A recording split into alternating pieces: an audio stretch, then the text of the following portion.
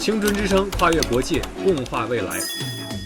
Let us use the voice of youth. Cross national borders and talk about the future together.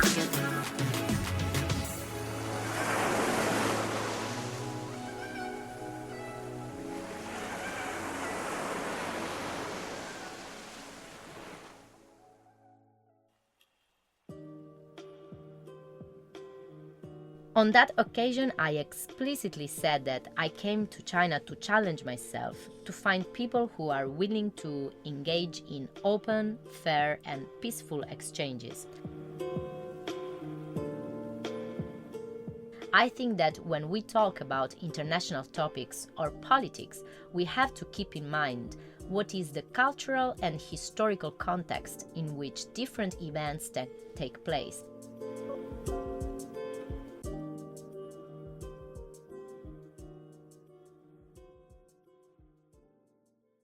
So you're currently studying at Communication University of China? Yeah. My school as well. Oh. And I know you spoke as a representative of the postgraduate students. So how did that experience shape your initial perception of the academic environment in China, and how did you gain from it?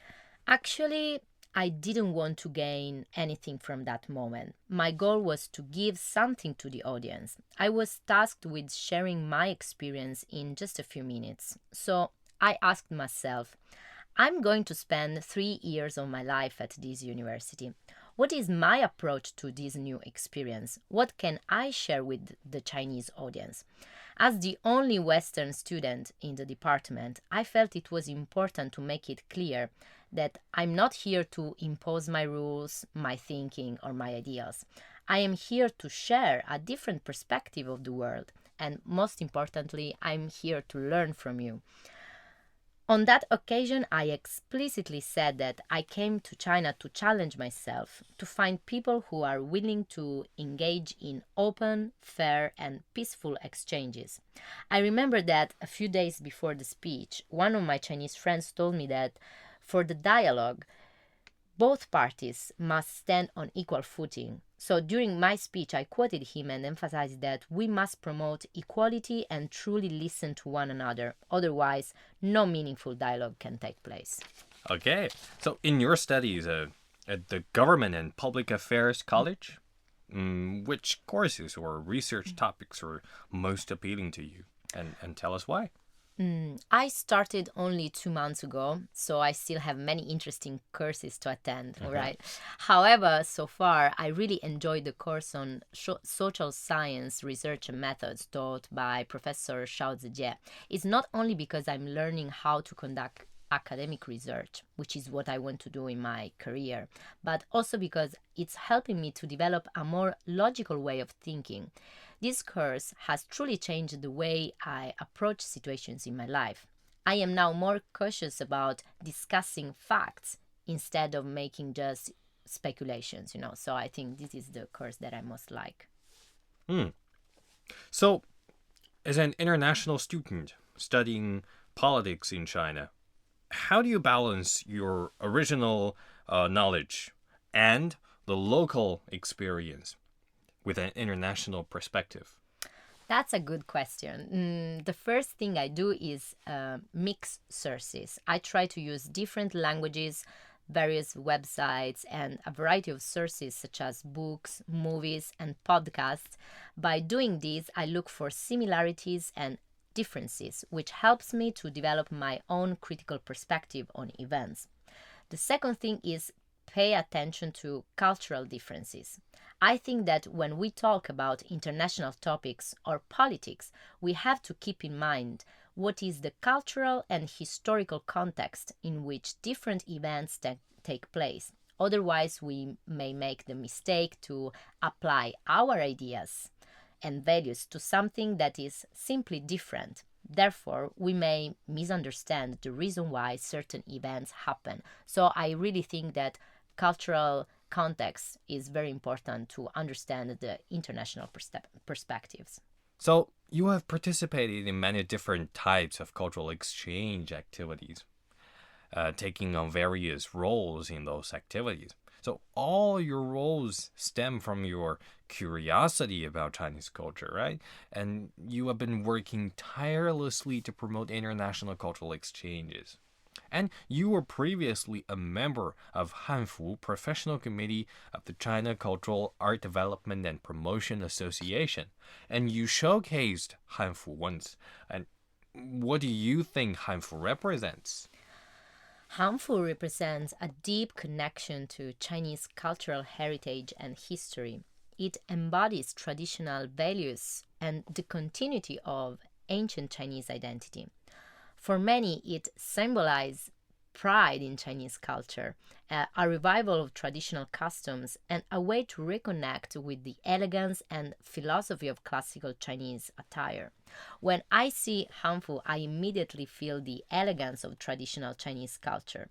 In Italy, we also have some traditional attire, just as every country does, and I believe it's essential to preserve these unique traditions. They serve as a reminder of the evolution of human history, tracing the changes that have shaped us into who we are today, right? So Hanfu is one of the carriers of traditional Chinese culture. And the formation of clothing styles from different dynasties is inseparable from the historical background and human environment for that time. Do you remember what style of Hanfu you wore for that showcase? It was the Wei Jin style. Yeah, Wei Jin style. Wei Jin style, okay. Do you know what is this Hanfu Wei Jin style? It refers to a particular period of the Chinese history, right? Yeah, Wei Jin are two dynasties of China, of ancient China. So different dynasty had a different clothing style. Okay. So that kind of Hanfu that I was wearing that day was from that period, right?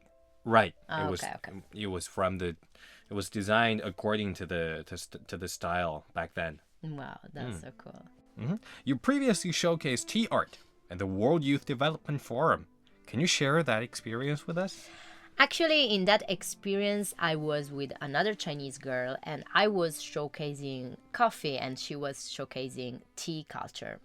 However, that event was incredible meaningful to me because it felt magical. I come from a very small town in the southern of Italy, and having the opportunity to share my culture, coffee culture, in big city of Beijing, right in the capital city of one of the largest countries in the world, it truly feels like living a dream.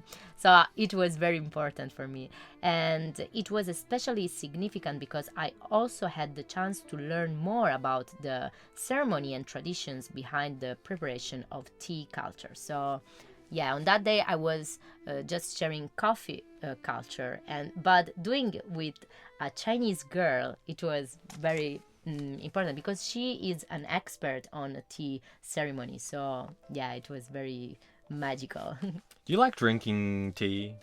Yeah, after I came to China, I started drinking tea. So for example, now I like pu'er and oolong. Oolong. Yes, this kind of. Do you? Yeah. I prefer black tea. Black tea, okay. Yes. And do you drink coffee? Not really. I think I'm a little bit allergic to coffee. Okay. I got pretty dizzy if I drink coffee. Oh. Yeah, even a little bit coffee can make me feel dizzy. Okay, now continue drinking tea. But for Italian coffee, it's very important. You know, we drink a lot of coffee every day, at least 3 or 4 cups of non so. That is espresso, yes. Espresso, yes. But when I came here to China, I started drinking Americano, so American coffee. And now when I speak with my friends from Italy, they say, you don't have to, you can't come back to Italy if you drink Americano because we are Italian. We have, yeah, but for me it's okay. I drink everything. You don't have problems sleeping with so much coffee? No. Wow. Maybe I don't know why. Maybe my body just got used to it. Yes. Yeah. The World Youth Development Forum, was Yeah. it hosted by All China Youth Federation? Yes, here in Beijing. Yeah. This year or last year? This year in August. Ah, I Yeah. see. Because I actually hosted the World Youth Forum, the Development Forum last year, 2023. Wow. Yes, Oh, I hosted a part of it. last year, what was the main topic? Because this year was sustainable development goals or something like that. I don't know if maybe every year they change, right? Sustainable development. I think the topic was pretty similar Okay. with Okay. the last year's. Did you like it?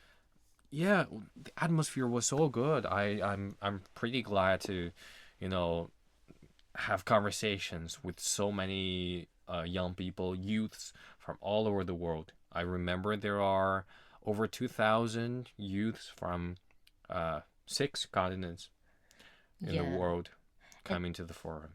And they are all very brilliant minds Yes. because everyone is making a difference in their own society, so in their own environment. And it's very motivating and inspiring when you meet young people that do something for their society and then for the development of the world. So yeah. Okay, so maybe next year we will meet up there together, right? I would work very hard to get there. Okay, let's go on. So you recently participated in the 中关村 Forum annual meeting. In your social media posts, I saw a photo of a lifelike AI robot. Yeah. And how did you feel when you saw it?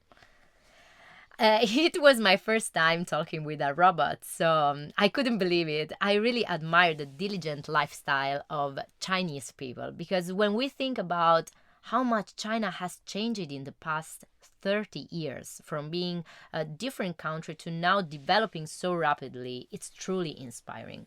Not only because of the impressive development, but the quality of life and technology is also improving every day. So what inspires me most is the strong ability of Chinese people to adapt to innovations. I feel that you are always ready to integrate changes into your life. This is why China has the majority of internet users and why your e-commerce sector is so advanced. Of course, this can have its advantages and disadvantages, but I deeply admire the courage behind. And AI will continue to transform industries by enabling more sophisticated automation, personalized experiences, and predictive analytics. Trends like generative AI, responsible AI, and explainable AI will shape the development and adoption of intelligent systems. I don't know if you have heard about the last news about one doctor. He is called Dr. Alberto Breda.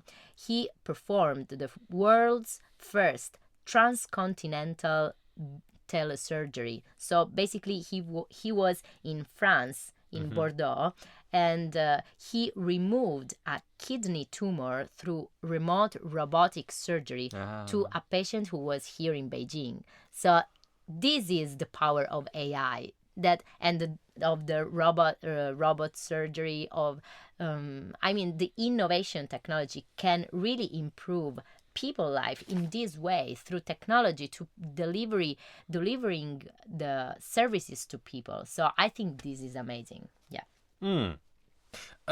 Now there are some of the people saying that AI might be replacing human from their jobs, causing the drop of working rate. How do you see that? Of course, there will be some changes, right? But I think that every change comes with new challenges and new opportunities. So I believe that, of course, there will be some jobs that are not useful anymore in the way we are developing now. But it doesn't mean that I don't believe that technology and AI can substitute people. I think that we can work together, and it's just a new way, and it's a new tool that we need for our life, right? And this tool is useful in order to improve our life. So I think that if we keep in mind that AI technology is not a threat, so it means that we can use it in our daily life. But of course, we have to keep in mind that there are some ethical aspects to pay attention on. So yeah, responsible AI is fundamental. So you're basically taking AI as a tool to help you better finish or achieve your goal. Yeah, exactly. So specifically, how do you think technological innovation will affect political science research and policy formulation? One of my research field is digital governance. It explores the way the governments leverage digital tools to provide better services to people. There are a lot of successful cases, such as Estonian government, that is one of the first in the ranking e-government development index because it provides a lot of digital tools such as e-residency, that is a unique service allowing non-residents to establish and manage a business in Estonia entirely online. So I think that this is the way government can use digital tools to improve delivery of the services. Yeah. So speaking back to our academic learnings, academics and technology can also be well integrated, I believe. How do you think we can use the technological means to enhance research quality in political science studies? Using technological means like big data analysis and artificial intelligence can enhance political science research by data-driven insights because big data enables researchers to analyze vast data sets such as voter behavior or policy outcomes, uncovering patterns and trends that traditional methods might miss. Yeah. So do you have any new plans in the near future to participate in some other cultural exchange activities? In the next month, maybe we are going to organize some events and we want to do it also in our university. Yeah. So maybe if you are interested, we can do it together. I am. Because last month, I participated in the forum Youth Responsibility Collective Action Creating a Sustainable Shared Future. It was held in Peking University. It was a significant event where I had the chance to meet Italian and Chinese presidents and professors, as well as the representatives from the Chinese Ministry of Education, who were very kind to me. So this day was important not only because I had the opportunity to connect with high-level academics, but also because for my first time, I was able to let my voice be heard in an environment that fosters cooperation. Peking University, as one of the most prestigious universities globally, brings together brilliant young minds to research and create societal impact. On this occasion, I focused my speech on youth engagement because I firmly believe that the future belongs to everyone, right? But young people have a unique role in shaping it. This is simply because maybe we have more time, right? Hopefully many years ahead of us to make a difference.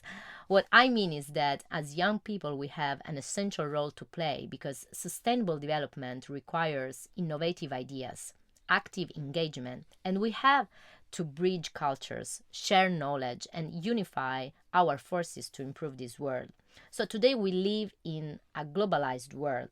It means that your actions in China will influence my life in Italy, and my actions in Italy will influence your life here in China. So we cannot think only about my country or your country. More than ever, we are part of a global community. And if young people start taking actions, understanding that everyone can make the difference, I firmly believe that we can make a change. So I see that you are not only participating in cultural exchange activities, but also organizing these activities as a host. How do you find the difference between your identification as a participant and as an organizer? Yeah, when I participate to this kind of events, of course, I can learn a lot, and I can meet new people and enlarge my networks, and that's the most funny part. And when I host this event, I feel the responsibility to give something back to people, and this is why me and some of my friends, colleagues in Italy, we have an organization that is called ECOS. Most similarly, it's like your name here. And the story behind this organization is also so funny, because last year in May I went to Turin because I had to conduct some interviews to some professor at university, and I usually travel by train or plane, but that night I decided to take a bus from Turin back to Naples to try a different mode of public transportation. The bus departed at 8:30 p.m. and the journey was going to take 12 hours because Turin is in the northwest of Italy while Naples is in the south. That day I was very, very tired, so when I got on the bus, all I wanted to do was sleep. The first stop after Turin was Milan, and there was a guy who got on the bus, and he sat behind me. I adjusted my seat since it was leaning too far back, and he jokingly said, "I am not fat. You don't have to adjust it." And that sparked a conversation. He was a student of international relations, and we ended up talking for over 3-4 hours about world conflicts, peace, and challenges in Italian society. We became friends, and this year we brought together an amazing team of young people from Italy, France, Belgium, Morocco, the US, Brazil, Tunisia, and China.